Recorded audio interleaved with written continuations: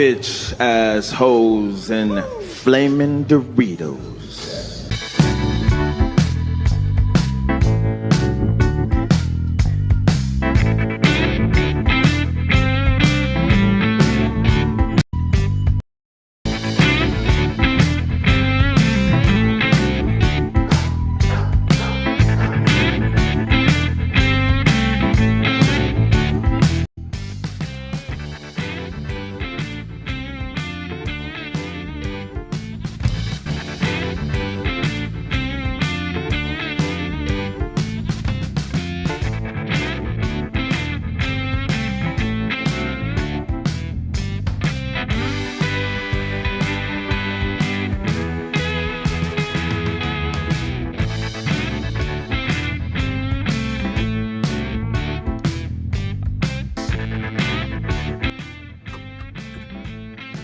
Welcome on in. The Ray Hyclak Show. New look. Same utter crap every single week. This week's a little special. This week ended up sleeping a little bit too much. And now we're just doing it here. We're doing it here on a Monday because I had stories, goddammit. I had a whole fucking show lined up for you people to enjoy, to have fun with, to laugh, to cry at some of the stuff that I've got for you guys today on a very emotional Memorial Day. After the Brickyard 500, Kyle Busch passes away. Is boxing dead? Dana White's got a NAT problem ahead of UFC USA 250. Could it end up being the albatross of this whole thing? I might talk about the UFC rankings on UFC 6. I don't really give a fuck. Then I have two stories that'll blow your fucking mind. Those all more live right here on this very channel, wherever you may be, the Ray Hyclak Show. Make sure to go say hi to Abraham Drinking over there on Facebook too, guys. Make sure to go give them a shout out. They just finished the show up about an hour ago. They did their memorial special today. Mental ward Sundays, mornings with Tree on Sundays. Then you got me every 8 p.m. Sunday live on this very channel. And if you're a fan of the song I'm Getting Old, it's been going around the internet for a little bit. Ramaj E-Rock, he will be on the show next week. So feel free to make sure you're just here. Make sure you're just here. It's been I fried my brain over this weekend. Really did. I'm having some hair of the dog. Didn't drink yesterday, but today I need a little bit of a boost. Because it's going to be a long hour with me, but ended up going to the casino this weekend. Lost terribly. Some of the worst loss I've taken in a while, but it's all right. Choices were made. Also, small business owner now. Yeah. Let's. Where's is it this? Yeah. I've joined the ranks of the small business community outside of a podcast. Outside of that, you will see my happy ass advertising probably here soon enough on Abraham Drinking for sure. Good times being had by all. And this is the new look of the show too. I don't like the brightness. There's just too bright. Oh, I got a carpenter ant right there. Great. Get away, buddy. Yeah, let's try. No, I like the glasses. There's like 4 people watching me right now. This doesn't really matter. Let me kind of boost this up just a little bit more. There we go. Thank you guys for watching. As always, again, Sundays. I know I'm doing this on a Monday, but I overslept. Broke my brain at the casino drinking too much. Went to a house party. Haven't been to like a house party in a very long time. I'm starting to realize like house parties are for the under 35s. House parties are for the under 35s. If you're over the age of 35 and your friends, one, aren't married, like if you don't have fellow married people to join in on these house parties, what the fuck? But it was fun. Got to play some games. Went to like I said, went to Northfield, lost my dick. Just lost it. Lost it all, guys. Lost it all. But yeah, my brain is fried, man. I slept, had to have been about 12 hours yesterday. Just straight through the day. I think I zonked around like 2, woke up at 8, and went back to bed, and I woke up at like 6:30 in the morning. And just felt like just dog dick, and went back to bed until like 11. I said, fuck it, man. I'm not gonna fucking be just out here doing, I'm not gonna be partying constantly anymore. It's not fucking. It's not a great place to be, dog. It's not a great place to be. And it's drinking anymore for me is becoming almost a privilege. The older you get, I think, the more you start to realize that like drunk privilege is absolutely real. Like that is there, and drunk privilege ends when you're about 35. That's when it ends.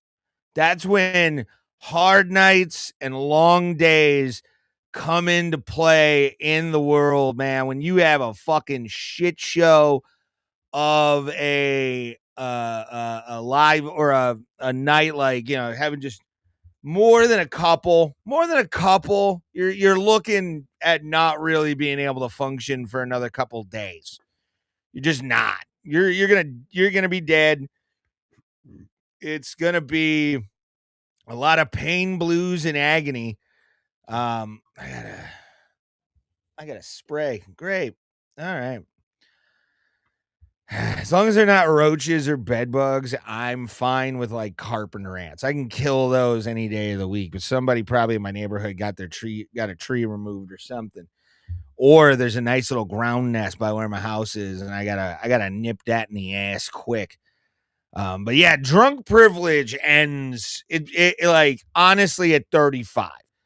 Real, like when it starts to become kind of sad is when you're like 27 and you're still getting just completely blackout every night. If you haven't learned a few lessons, if you haven't pissed your pants at a fucking at a party or anything like that, and you haven't learned your lesson about drinking, you're a lost cause probably. I'm going to say it's about a 90% chance you're a lost cause because there's no way you can do that into your 30s. I'm sorry, you can't be that drunk guy anymore in your 30s. It just doesn't work. It doesn't work. Trust me. I got lucky that I had a DUI that kind of saved me from a life of a lot of shit. A lot of shit. I was on a bad road until that DUI. So anybody that doesn't have one, pray your lucky stars, brother, because it's no bueno. It's not fun at all. Trust me. Whew, man. What a week. Yeah, let's I want to bring this up real quick. I want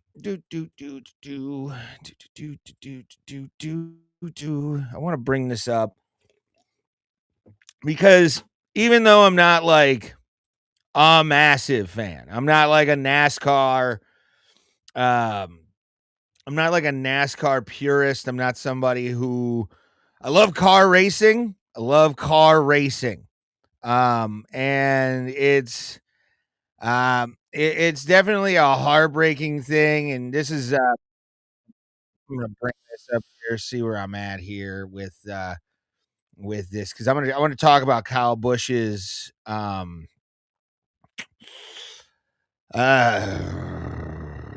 No, I do not want to remove it from scene. I want to put on there. There we are. I want to fix that.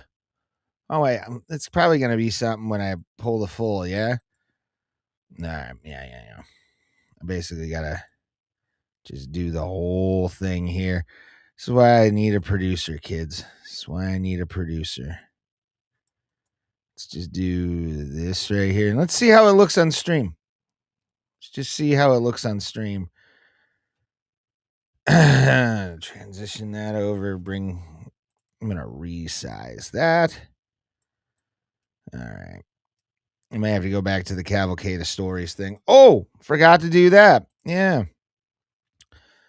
Forgot to do the Cavalcade of Stories intro. I always do that intro. Let's do the intro first. Ladies and gentlemen, welcome to the show. Tonight we bring you 3 rings of spectacular entertainment. That's right, Cavalcade of Stories. And the discombobulated episode of the Ray Hyclak Show. We are live here. We're going to tell you the stories that I like. And obviously, first story I want to talk about is the passing, untimely so, of the legendary NASCAR racer Kyle Busch. Kind of came out of nowhere, this news. And I want to kind of, let's go for the moment of silence here. This is actually the part I'd really want to talk about here. Where is it? There it is. Yeah, there we go. Perfect. All right, this is where I wanted it. All right, let's play it. This is the tribute they had yesterday in Indianapolis for Kyle Busch, and yeah, let's watch. Kyle Busch's home. Every racetrack was Kyle Busch's home. He competed like he had something to prove every single race. Well, yeah, he's one of the greatest of all time. He'd already proven everything. What I think we'll miss most isn't the wins. It's the guy who quietly wanted to help a teammate or give some advice. It was the husband, the father. And I mean, look at the widow. She's losing her fucking mind here. She was probably getting ready for this with her husband to like come see all the families that they know, get reacquainted with everybody. And then, she wakes up to the tragic news that her husband has passed away. It's sad, but let's continue. Or the guy who quietly did things for others when no one was watching. And to the Busch family, Tom, Gay, Kurt, all the folks at RCR and JGR, we are certainly thinking about you. This part, I will say, when I was watching this part did make me cry. This part coming up here. Let me put a frame over this. I feel naked. There we are. All right. I felt kind of naked without that. I'm not gonna lie. Right about there. You know what? I'm gonna keep it right there. I liked it right there, actually.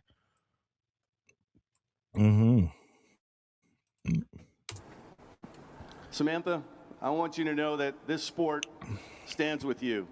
Yeah, that poor woman. I mean, she was made a billionaireess by her husband, who was one of the greatest car racers of all time. I mean, I know that he's like one of the winningest guys in NASCAR history. I don't know much. I know who Kyle Busch is.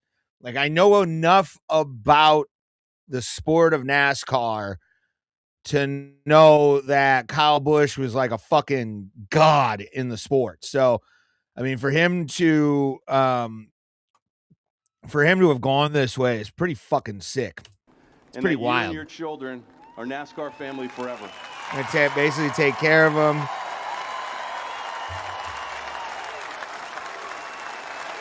Yeah, I mean, this woman's been through a lot in the last 48 hours at this time. I think it was Friday. Friday, I think, was when the Kyle Busch announcement what happened. Yeah,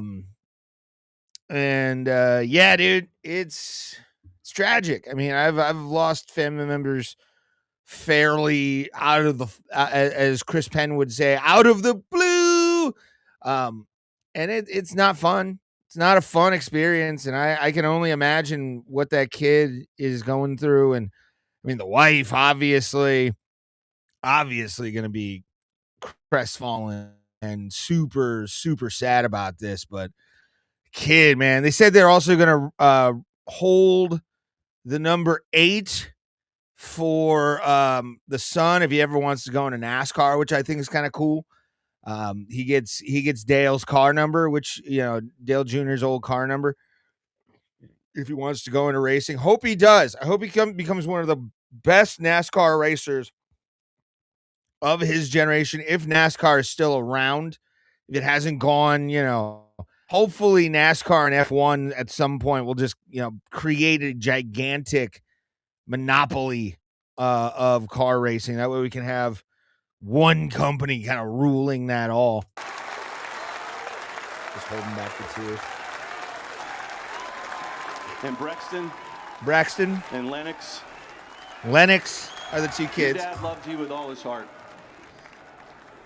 Everyone gathered here, everyone behind you, everybody watching on TV, and all those people up in that grandstand are your family. Yeah, man. We've got you. It's so cool that, like, they have people they can actually... and hopefully NASCAR doesn't do these guys wrong. Hopefully NASCAR actually takes care of them. Is NASCAR. He was one of a kind. He's one of the greatest. There will never be another. Let's take that off, because I do want to kind of go through guys remembering Kyle as well. Oh, boy. Well, I don't need that right now, do I? No, I don't need that at all. Let's go to some of the people talking about Kyle Busch. There we are. We got some racers. Bubba Watson. Hold on. Gotta bring this back. Yeah, Junior's talking about him here. Let's bring up what Dale Jr. is gonna say here. Were interesting to me about Kyle, and that was that he strived to try to win every single race he wanted to run, and we saw how badly he hated to lose, and he did that because he wanted to be considered one of the greatest, if not the greatest race car driver in NASCAR. He strived and worked toward that goal every day. The other thing that I see about Kyle, and I've learned about Kyle over the last several years, is how badly he wanted to be appreciated. And I hope wherever he is, that he is seeing all of the great things that everybody has been saying about him over the last couple of days. Yeah, man. People have made comments like he's a hero of mine. I want to emulate him. I mean, I remember when he was in the M&M car. I remember that. I was still watching in that era. Hold on real quick. I'm just going to do this. That way I can... There it is. Oh.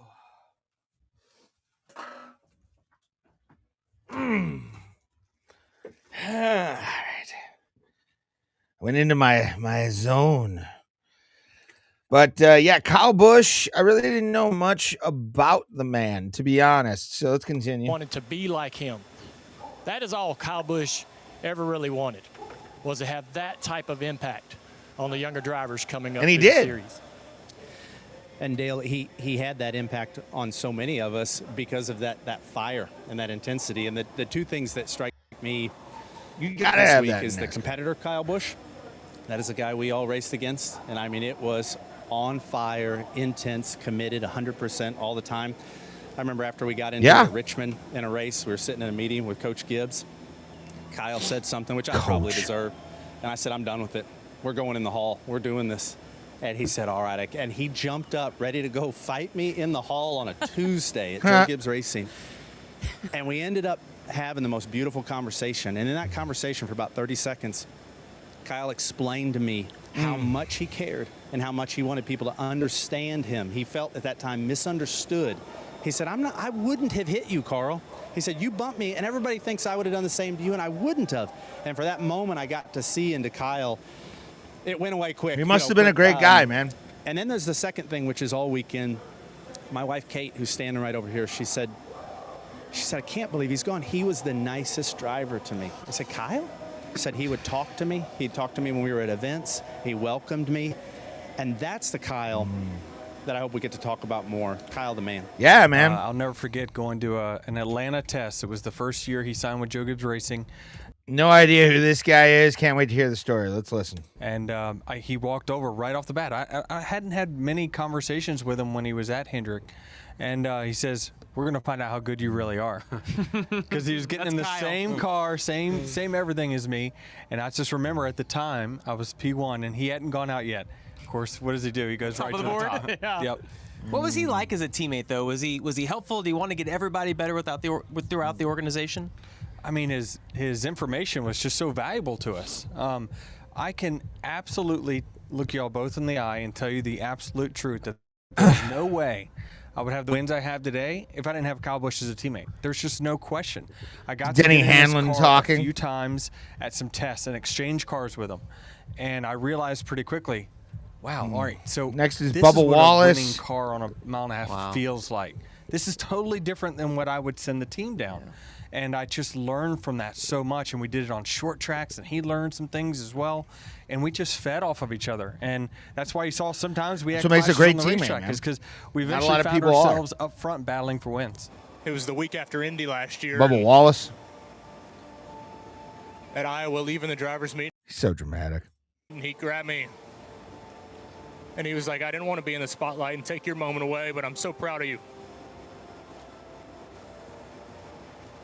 That's And cool. I don't look for confirmation from any of the drivers because we're all out here to compete against each other. Yeah, you do.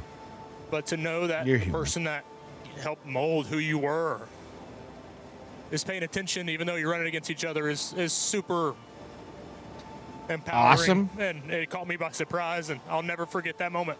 I This had bet. been 10, 15 years ago. Let's see who this is. And he was running down here in turn 3 and 4. Brad Keselowski. He had this You're unique the legend. line where I know who he is. arc the corner. AFK Racing. Kind of like hit the apron really early and make the car turn.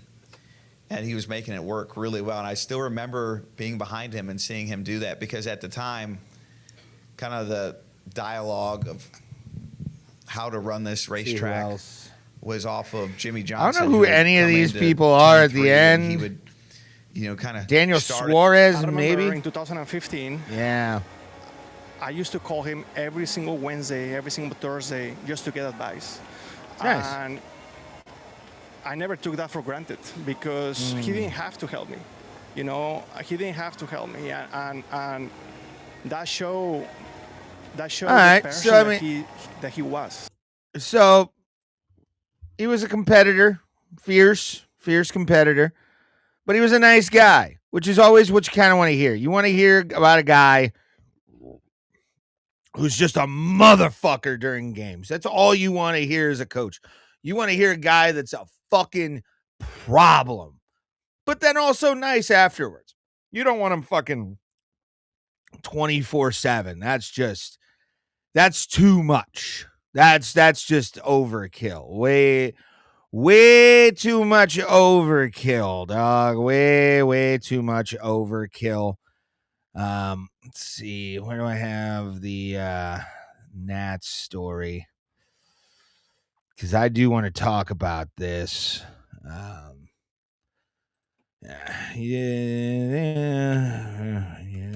UFC USA 250 Nats. There we are. Okay. Oh. Yeah, here it is. Share this tab instead. So we are a little under. Well, we got about 2 weeks until UFC USA 250, which is going to be happening in Washington, D.C. I highly, I feel like this is going to be the excuse.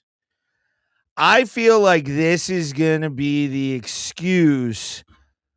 Even though they've got the cranes down, they've got all the shit there, they've got everything, they've got the getting ready for this claw that's gonna be there. Like that needs, like we need a fucking gigantic claw on the west wing of the fucking, or the east wing of the fucking White House. Like we don't need that. What we do need is a good fight card. That's all I'm really giving a shit about. Like at this point, it's all I really care about is, will this card actually be worth my time? Because we will be doing an all-day stream. I might not be doing it on Abraham Drinkin's Facebook, but I'll fix that problem down the line. We'll get everything set up. And but we'll have annotations, we'll have all kinds of stuff coming up for the big White House card. I like it down there, actually. I kind of like it down there. It's nice. It's very nice. Hold on, can I? Circle would be too. Yeah, it's just bullshit. There we are. There we go. Fixed, sort of. Yeah. So let's read this. As a pest control guy, too, I love this story just because it's like they're going to have so much technology running around the White House trying to, one, keep the NAT problem down so nobody really fucking sees the fact that there are bugs everywhere and there are dignitaries covered in them. Some enjoy it. Some of those men and women enjoy that, the ones that will be there. But honestly, dude, I do not see this being at the fucking Rose Garden. Like, they're gonna have to pick up stakes at some point and say, hey, it's too spicy right now, environmental wise, politically, for us to even be here. Why are we here? That's what this whole thing's gonna be. Like, that's what this whole thing's gonna fucking be, dude. I don't see this actually happening, but let's read this. Dana White reveals a massive NAT problem before UFC 250's White House event appeared first on Clutch Points, which is a podcast that they do with a few weeks for the much-awaited UFC Freedom 250 event at the White House in Washington, D.C.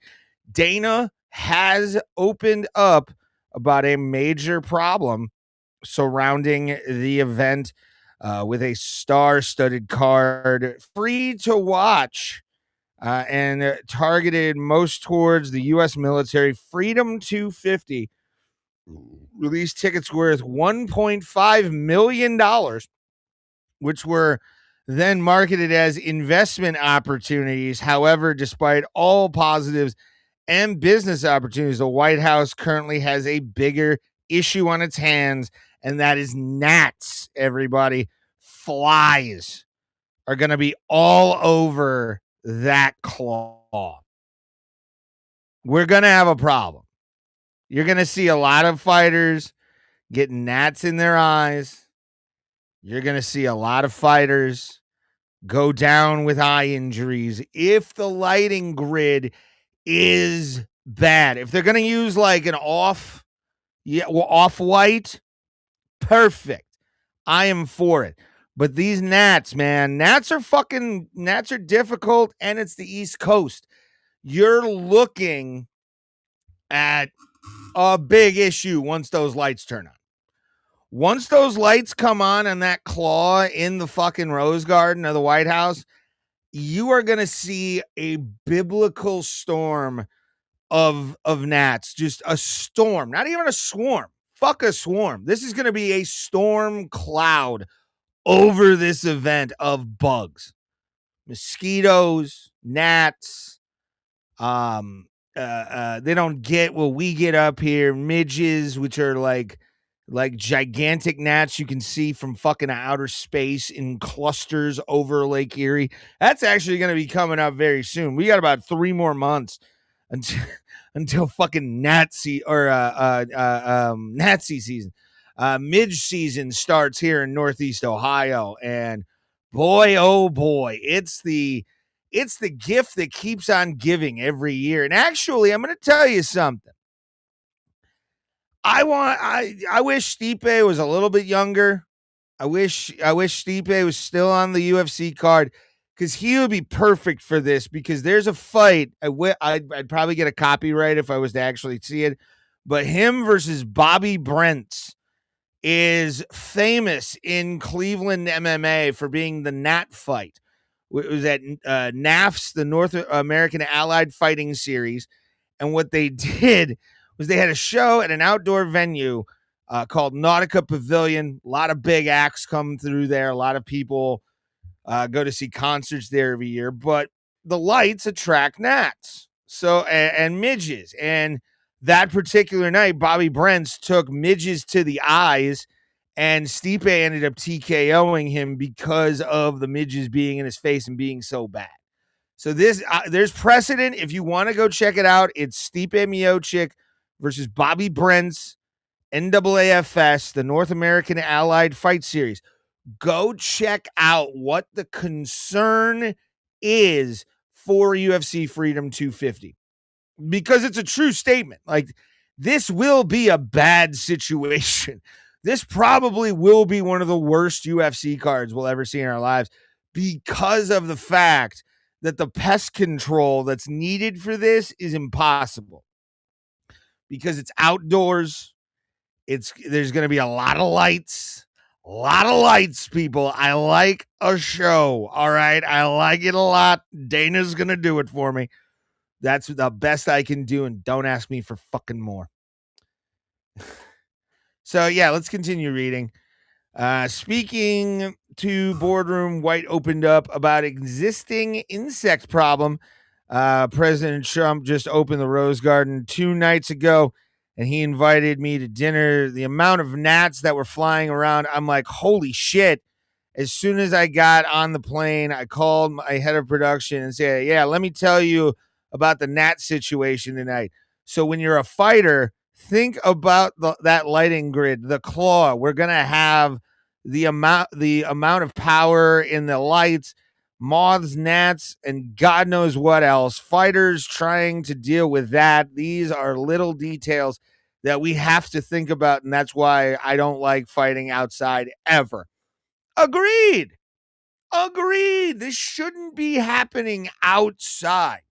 Like, I wouldn't want it in a ballroom, to be honest with you. I want this to be at the Capital One Center. I want this to be at an indoor venue where there's not going to be a lot of bullshit going on, where there's not going to be a lot of airborne insects that are going to be going down fighters' throats as they're huffing and puffing on the mat of the octagon. That's a lot of this, dude. Like, there's going to be so many problems. And I'm going to look for welts after this with mosquitoes. The mosquito suckers that they got to use for these that are propane powered, there's got to be a fuck ton of these on a regular, like, running rotation from now until Freedom 250. I don't want to see anything else.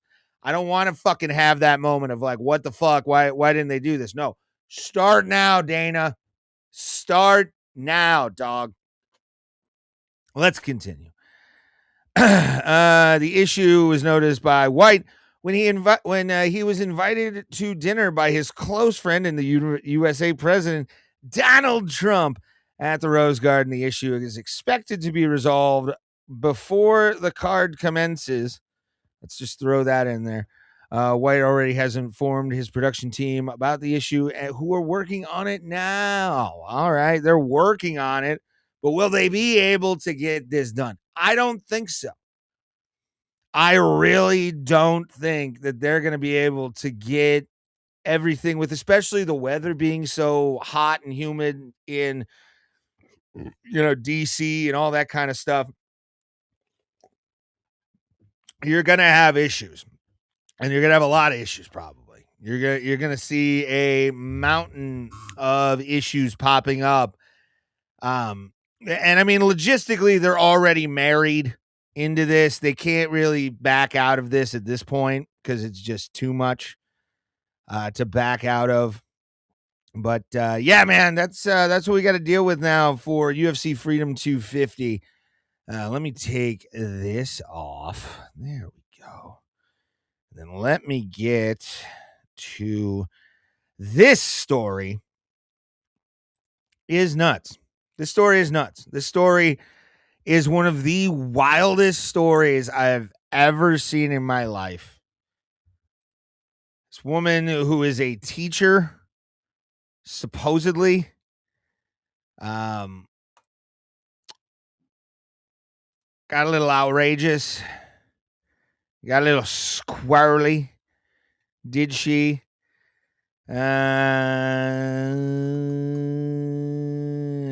The flock thing, that's stupid. Share this tab instead. All right. See how this looks.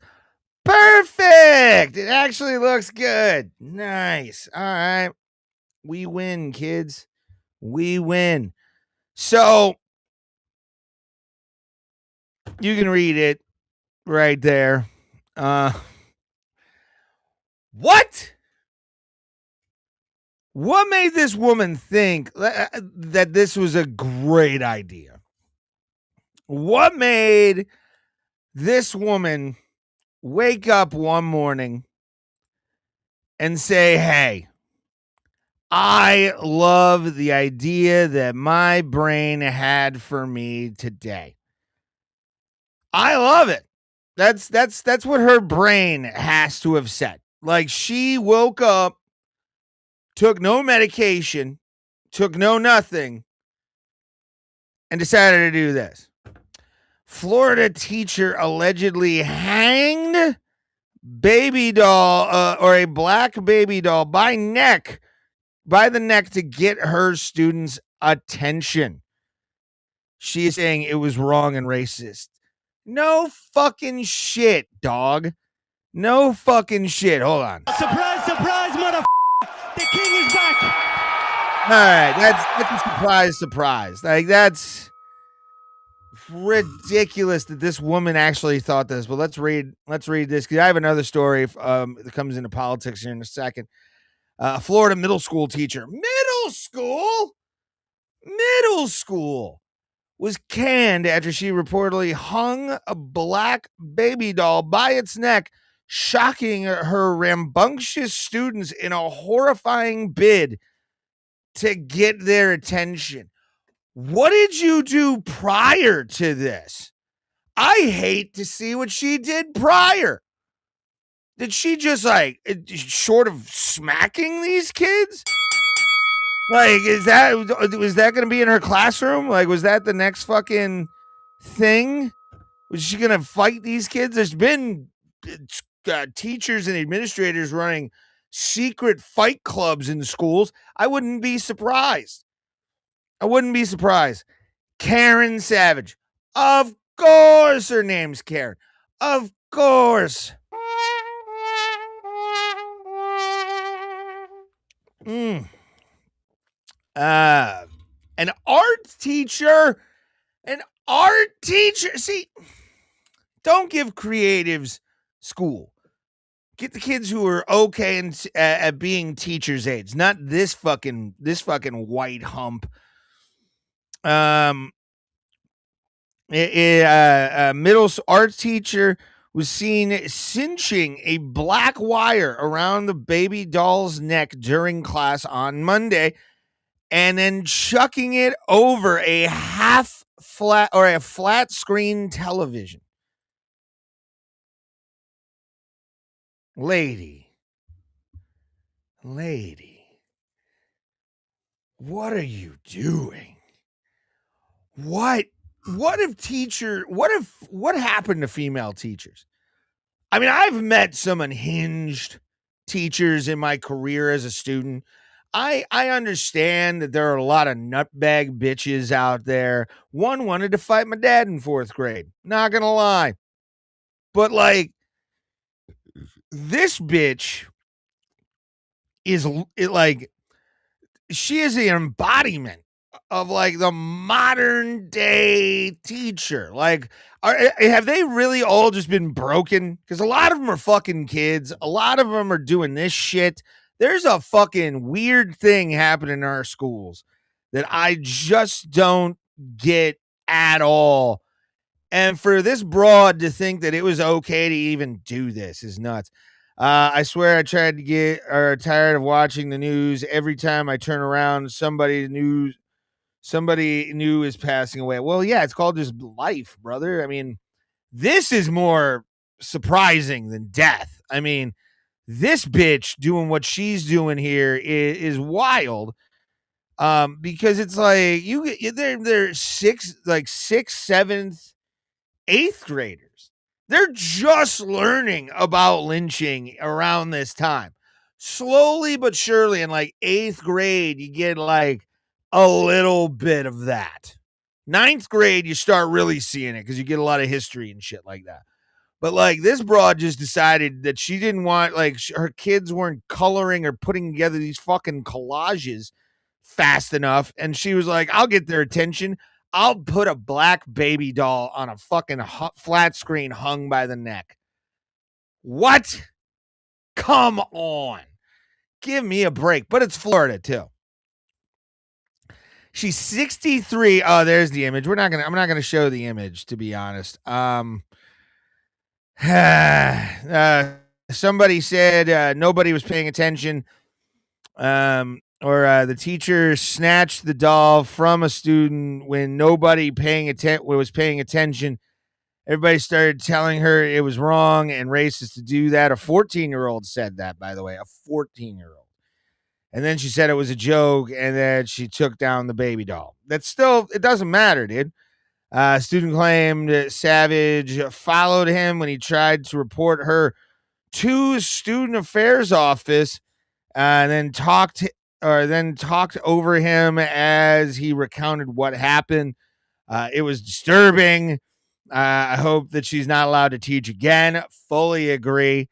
And look at the photo, look at the video when the children called out this blatant, disgusting act and asked why she hung that baby doll by its neck. She laughed it off. Her excuse to our kids was that she did it to get their attention.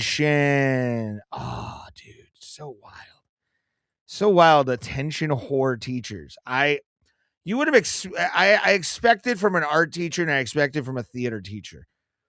If it was any other fucking person, I would not have I would have been way more mad. But after I found out that this dumb whore was a fucking an arts teacher, I'm like, yeah, she finger paints a lot and she huffs a lot of fumes. I'm guaranteeing it.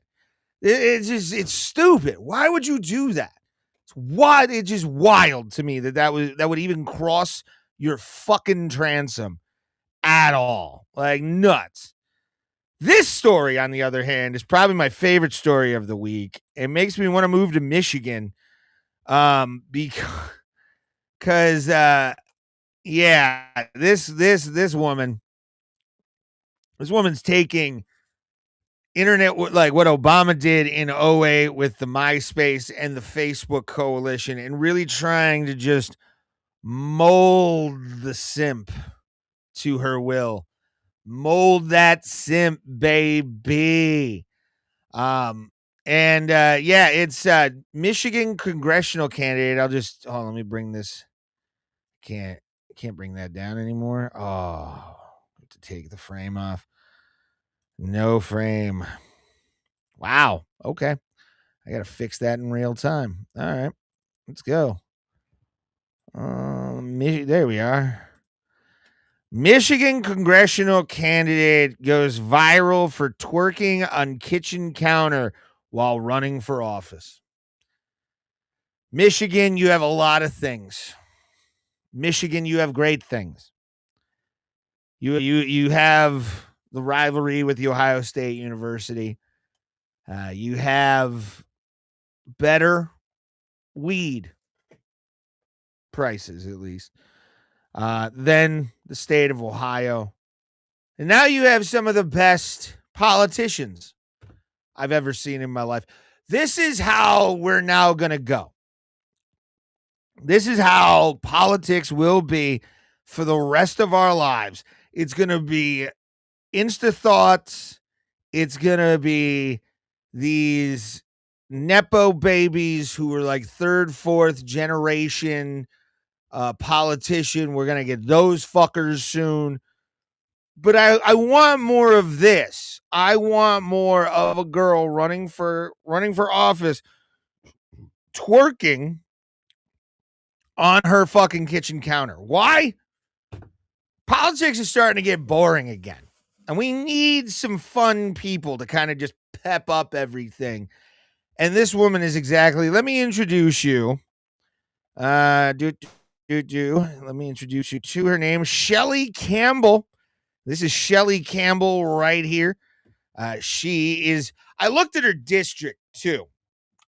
Close to Dearborn, not in there.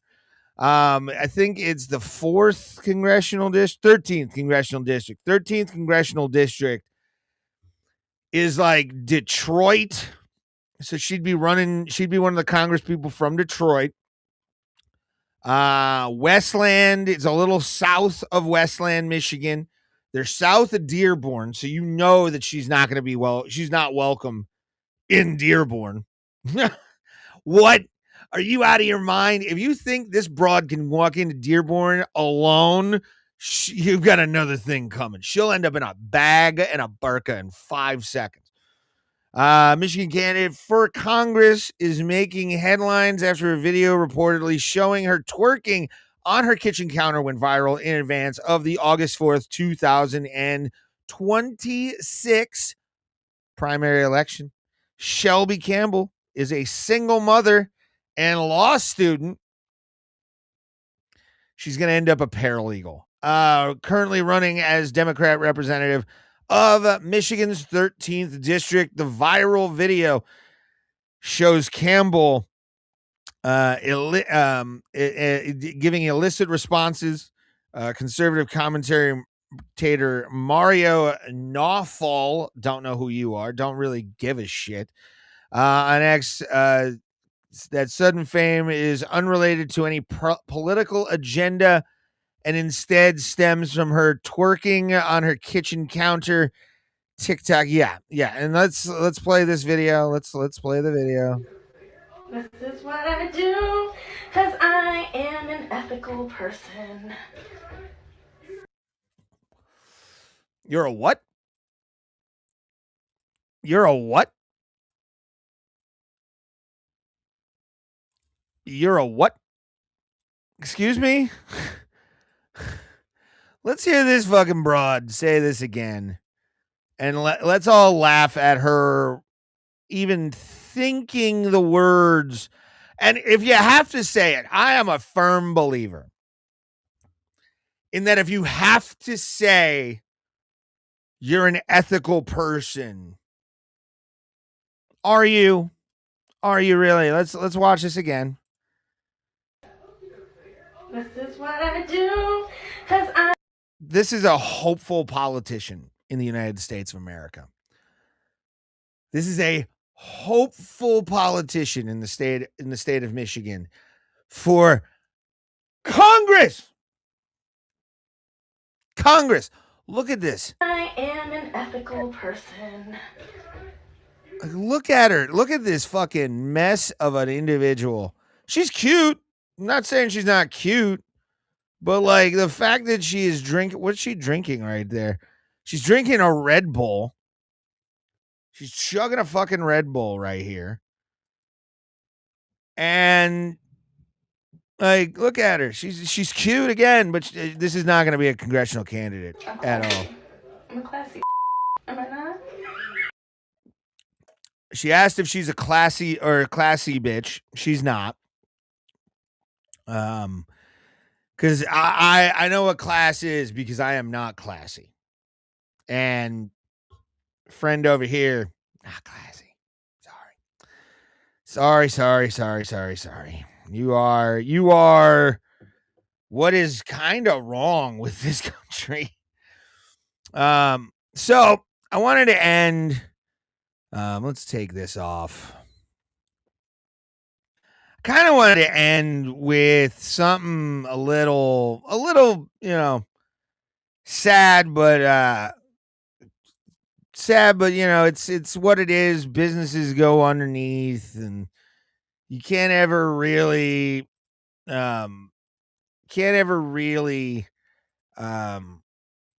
stay in business forever. Even though the place I'm about to talk about is one of my favorite places that I've ever eaten. In Las Vegas, especially. I've had some pretty great food, but I've never had an atmosphere like the Heart Attack Grill in Las Vegas. And I wanted to pay tribute on the show with a little bit of a thing. Let's bring this up. I gotta bring that. Yep. And let's play this. Whoop. Restaurant, infamous for its quadruple bypass burgers, large outdoor scale, those 350 pounds or heavier ate free, and hospital theme, closed at 9 a.m. I watched one weigh-in in my in the years that I had gone to the Heart Attack Grill. It was only a few times since 2016. 26 it was right. It was the year before it was like I want to say it was 4 months before the election of 2016. I went to the Heart Attack Grill, and the last time I was there, I witnessed a live weigh-in, what they always do for guys who are 350 pounds or more.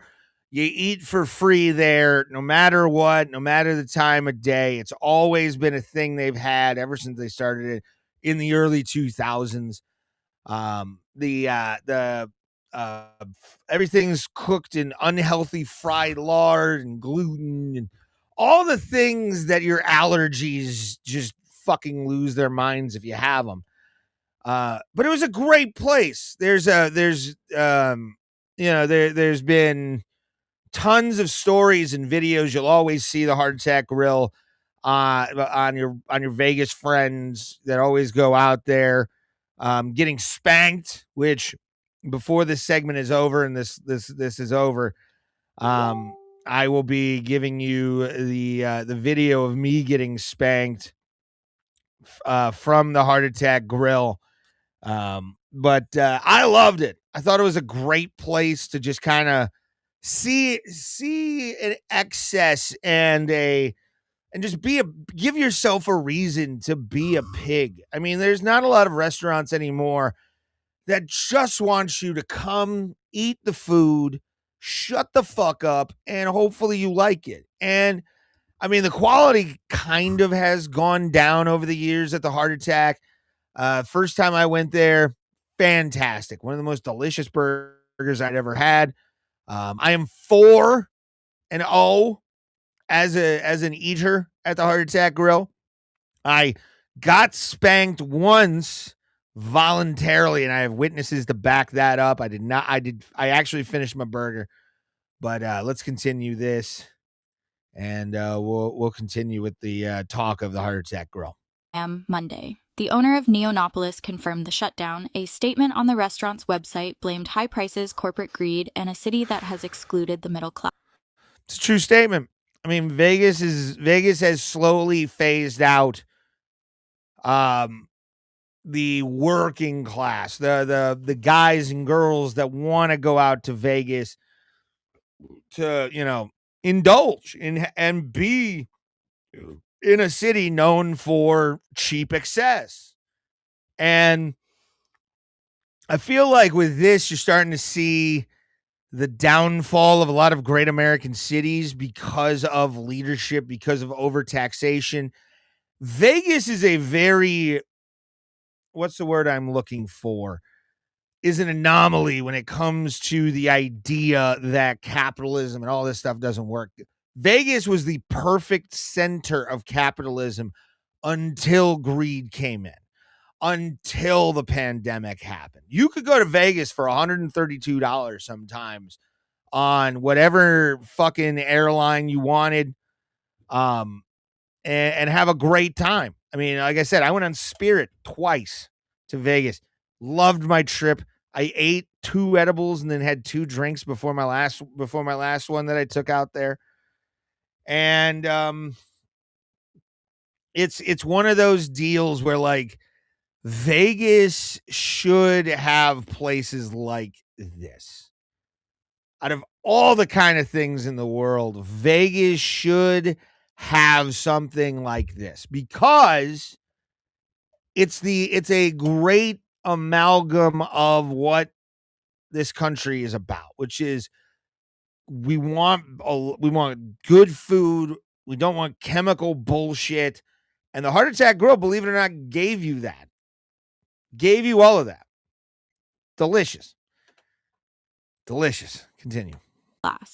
The statement also says Heart Attack Grill is seeking new opportunities to continue our high-calorie mission. You can only hope, man. You can only hope. Oh, you can only hope. All right, let's take that off. And then bring this. Where's the media file? There it is. All right.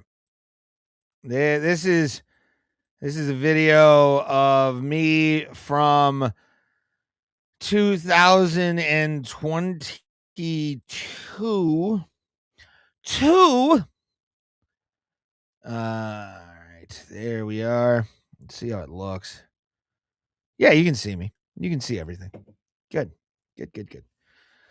But yeah, this is a video from the Heart Attack Grill that I was taken to me. I volunteered. The waitress right here got the opportunity to absolutely tee off on this table right here. This empty table had just a bunch of like Eastern European douche canoes who were like giving them all problems because they were dressed like nurses and shit. And like anytime you get to watch somebody at work actually get to tee off on somebody, you feel good. You feel good for them. But here's the video of me getting spanked at the Heart Attack Grill.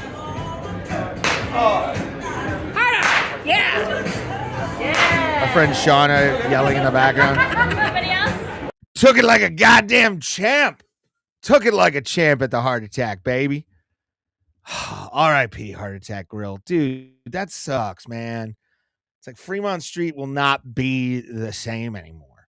It just won't be. You're not going to be able to see that at the... It was literally El Cortez cross the street, Heart Attack Grill staring you in the fucking face with the fucking cattle, what do you call it? Cattle scale right there. Great. Like I said, atmosphere was fun. The shit on the walls. It was like an adult fucking TGI Fridays where you could just eat copious amounts of food. They used to sell unfiltered cigarettes in Arizona when they were there. So hopefully the company does come back. Hopefully they come back with some quality shit. I mean, that's really, it's a sad state of affairs for places like Vegas when you lose. I mean, Staples, for 15 years, that place was in Vegas. So it's been there pretty much as long, longer than I've been there by about 5 years, going there for about 4 or 5 years now. And to see it go, it's a sad thing. I'm going to say something to you guys. The one thing you'll never say about me is that I'm glad you're going. But I am right now. I came on for an hour. I wanted to come on. I missed the show yesterday. Yeah, it's been a day. Hopefully you guys have had a great Memorial Day Monday. And make sure to like, subscribe, share. Get yourself to my stuff. I don't know what to say. I really don't. I actually had a good time tonight. Enjoyed talking about all the stuff. R.I.P. to the Heart Attack Grill. If you want to see any of the segments, I will be putting up the chapters for this episode within the next probably 12 hours whenever this video decides to pop off. But anyway, for those of you watching, thank you so much for watching tonight. Appreciate it. Come back this Sunday. Ramaj E-Rock, the artist behind the viral sensation song I'm Getting Old, he'll be here on the Ray Hyclak Show. So again, just remember, everybody, if you're feeling low in life, if you can't really see anything, and all you have to do is, if you're having a bad day, remember, everybody gets bugs. Thank you, guys. See you Sunday. Ray Hyclak Show. Out.